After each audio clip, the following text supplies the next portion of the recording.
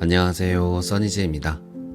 살다 보면 누구나 분노가 일어날 수 있는데, 분노가 일어난 다음 어떤 행동을 하는가는 사람마다 천차만별 다른 것 같아요.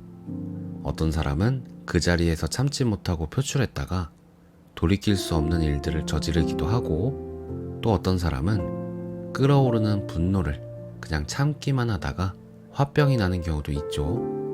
그런가 하면 분노를 유머러스하고 현명하게 흘려버리는 사람도 있습니다.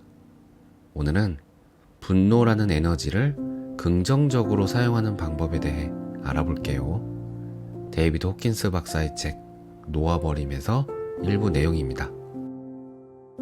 우리는 분노에 대해 많은 죄책감을 느끼기 때문에 자신의 분노가 정당한 것이라고 이야기하려면 대상을 잘못된 것으로 만들어야 한다. 자신이 분노한 이유를 다른 데로 돌리지 않고 그저 내가 화난 것은 나 자신이 노여움으로 꽉 차 있기 때문이라고 말할 수 있는 사람은 별로 없다. 사람들은 보통 마음속에서 분노와 공격성, 저기를 억제한다. 이런 것은 불쾌하고 품위 없는 것이라고 보거나 심지어 도덕적인 면에서 실패하거나 영적인 면에서 차질이 생기는 것이라고 여긴다. 설사 그렇더라도 억제한 분노 또한 분노의 에너지일 뿐이며 인정해서 해소하지 않으면 건강이나 살아가는 일 전반에 파괴적인 결과를 가져온다는 점을 깨닫지 못한다. 분노 이면의 의도가 부정적이어서 표출되지 않는다 해도 결과는 마찬가지다. 유용한 접근법 한 가지는 분노의 에너지를 긍정적으로 보고 활용해 자신에게 도움이 되는 쪽으로 야망과 행동을 촉발하는 것이다. 예를 들어 상사에게 화가 나 있다고 하자. 분하다. 상사는 나의 능력이나 노력을 절대 인정하지 않는 것 같다. 그러나 분노와 울분을 드러내는 것은 현명하지 않다는 사실을 안다. 그랬다가는 직장을 아예 잃거나 오래도록 상사의 분노를 살 게 뻔하다. 분노를 드러내봐야 형편만 나빠질 것이다. 그래서 분노의 에너지를 자기 자신을 위해 건설적인 방향으로 쓰겠다고 결정할 수 있다. 분노의 에너지에 힘입어 나의 능력을 입증할 만큼 훌륭한 프로젝트를 만들 수도 있다. 스스로 성장해 만족스럽지 못한 상황에서 벗어날 힘을 얻을 수도 있다. 새로운 일자리를 만들거나 더 나은 직장을 알아보거나 위원회를 조직하거나 고용 상황을 개선하거나 노조를 결성하거나 그 밖에 뭐든 개인 목표에 이롭다 싶은 일을 하는데 에너지를 활용할 수도 있다. 개인 관계에서도 이런 기회가 있다. 의사소통 능력을 향상시키고 대인 관계 교육을 받고 자기 향상 프로그램에 등록하도록 스스로 독려하는데 분노를 활용할 수 있다. 분노에 힘입어 일에 다시 전념하고 공을 크게 들임으로써 실제로 일을 더 잘 해낼 수도 있다. 이렇게 해서 분노 상황을 일에 다시 헌신하는 것으로 끝맺을 수 있다. 분노를 발판 삼아 내면을 들여다보고 받아들임을 통해 부정적 감정을 포기할 수 있다. 상황에 흥분하는 대신 상황을 받아들일 수 있다. 분노를 일으키는 근원은 많다. 성난 감정들의 복합체는 공포와 관련 있는 경우가 많으며 공포를 놓아버리면 분노가 사라진다. 분노의 또 다른 근원은 자부심이며 그 중에서도 자기 만족이다.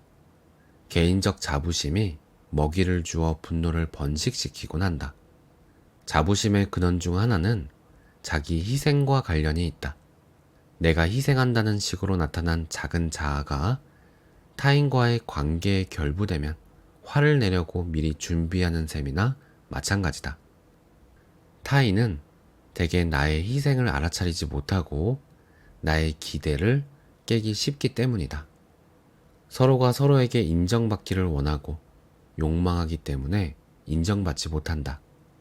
각자 압력을 받는다고 느끼기 때문에 그 결과로 저항을 느낀다. 저항하는 이유는 압박이 나의 선택권을 부정하는 것으로 느껴지기 때문이다. 압박을 감정적 협박으로 느낀다. 무의식적인 공식은 이런 식이다. 내가 원하는 것을 줘. 그렇게 하지 않으면 구석에 틀어박히고 화내고 뿌르퉁해지고 셀쭉해지고 분한 모습을 보여서 너에게 벌을 줄 거야. 감정적으로 협박받고 있음을 느끼면서 다들 분개한다. 누군가 은근히 칭찬받고 싶어 한다는 것을 알아차릴 때 느낄 수 있는 저항이 어떤 것인지는 다들 알고 있다. 동일한 저항이 의식에서만 아니라 무의식에서도 계속된다.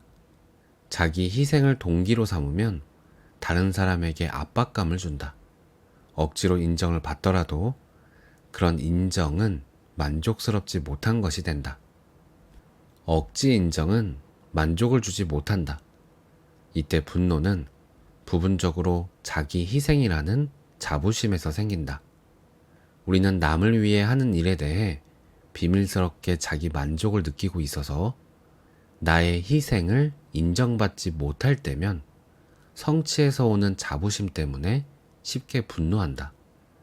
이런 분노를 상쇄하는 법은 자부심을 인정해 포기하고 자기 연민에서 즐거움을 얻고 싶은 욕망을 항복하고 타인을 돕기 위해 노력하는 일을 선물하는 일로 보는 것이다. 그럴 때면 타인에게 베푸는 환희는 그 자체가 보상이 된다. 알아주기는 관계의 비밀 중 매우 중요한 것이다. 타인이 내게 하는 행동에는 언제나 숨은 선물이 들어있다. 그 행동이 부정적으로 보이더라도 그 안에는 나를 위한 무언가가 있다. 그 무언가는 내게 더 잘 알아차리라는 신호를 주는 형태로 나타날 때가 많다. 예를 들어 누가 내게 멍청하다 라고 한다. 이때 내가 자연스럽게 보일 반응은 분노의 일종이다. 이 분노 에너지를 의식적으로 활용할 수 있다.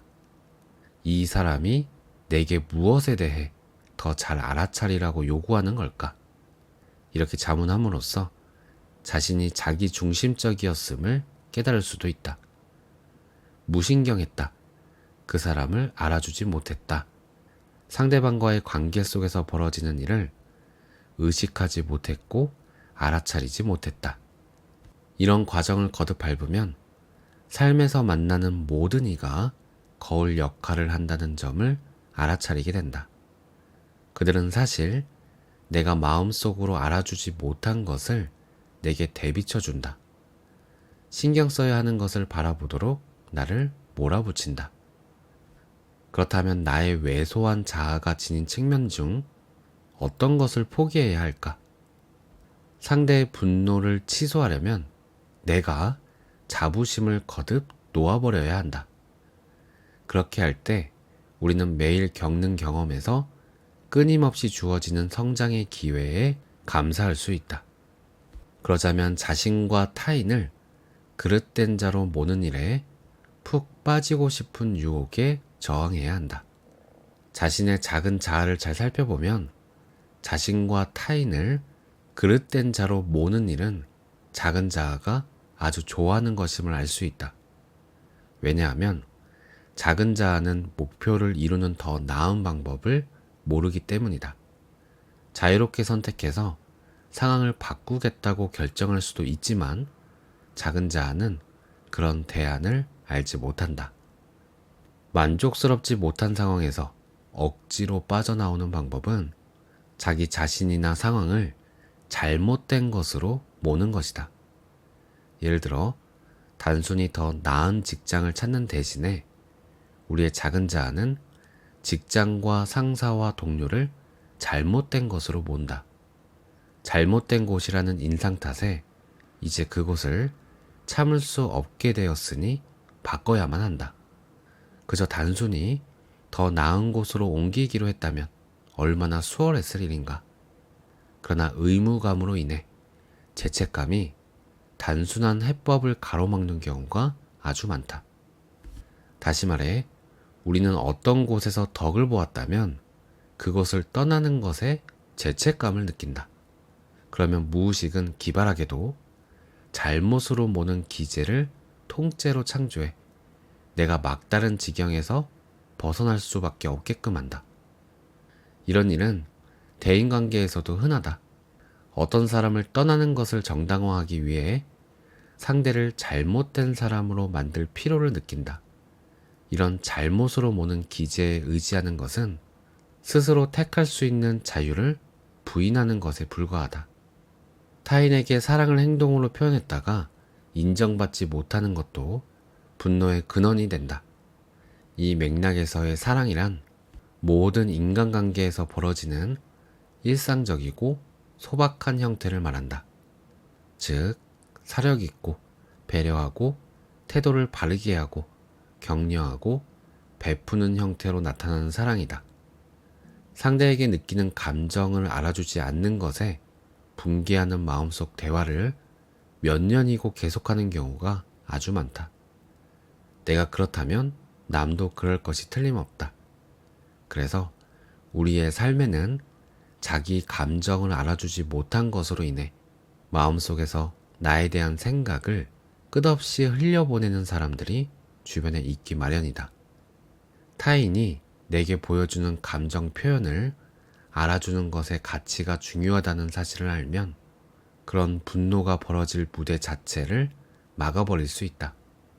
상대가 내게 전달하는 의사 전체를 알아주는 것이다. 예를 들어 친구가 내게 전화하면 전화해준 것에 감사한다. 이렇게 하는 이유는 그래야만 상대가 나와의 관계가 온전함을 느끼고 안심하기 때문이다. 감사하는 행위는 상대가 나의 삶에서 갖는 가치를 알아주는 것이며 모든 사람은 자신의 가치를 알아주면 기쁨을 느낀다. 이렇게 간단한 알아주기 기제를 써서 며칠 안에 어떤 사람의 인간관계 전부를 상당히 극적으로 변화시킬 수 있다. 알아주기는 반드시 바깥 세상에서 일어날 필요가 없다. 그저 마음속에서 일어나면 된다. 자신의 관계를 검토하면서 이렇게 자문한다. 매일 연락하는 사람들에 대해 내가 알아주지 못한 것은 무엇일까? 나에게 비판적인 사람을 골라 그 사람을 알아주지 못한 까닭을 살펴보면 아주 값진 경험을 할 것이다. 상대에 대한 부정적인 감정을 모두 항복한 다음 인정을 담아 칭찬을 하며 그 사람은 내게 소중하다고 확언한다. 내가 감정면에서 성장하고 발전하는 데에 자극제가 된다는 이유만으로 그 사람이 소중할 수도 있다. 배우자가 잔소리하거나 이웃이 인상을 쓸 때는 내게 뭔가를 말하려고 애쓰는 것이다. 항상 그렇듯 이런 상황에서 그들은 내가 자기들이 내 삶에 기여한 바를 알아주지 않는다고 느낀다. 내가 소중함을 알아주고 나면 그들은 잔소리를 멈춘다. 오늘 내용은 여기까지입니다.